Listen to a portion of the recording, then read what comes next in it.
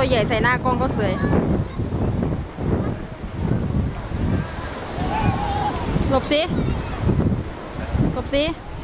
เธอหลบสิเขาจะถ่ายปุ้ยมาดีกว่าเนี่ยแก้วมาเหรอกล้องน่ะก็แปะมันจะหมดแล้ว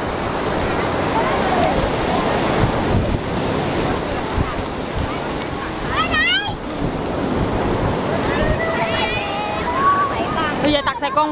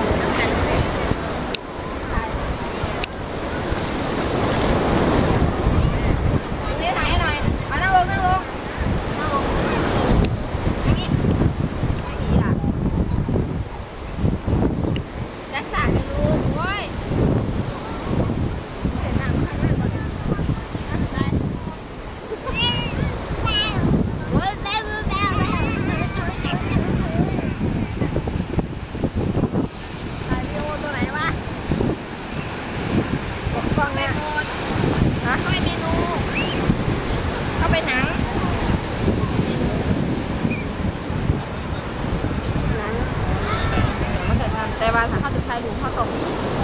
ออกก่อนเด้ถ่ายไหนเขาไปไม่รู้อัจฉริยะเอาไป3 คนพ่อแม่ลูกเนาะพ่อแม่เด็กกัน2 คนดูแลดีไม่เดี๋ยวก็มา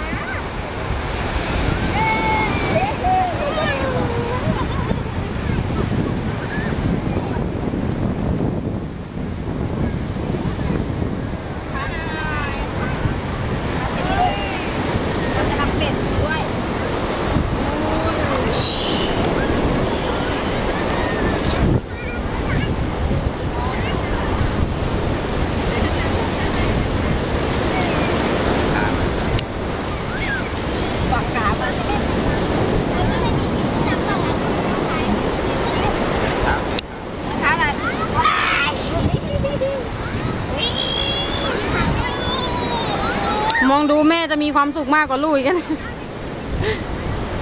มันบอกว่าอย่าไปอยู่กับมันเล่นคนเดียวหนูชอบอยู่คนเดียว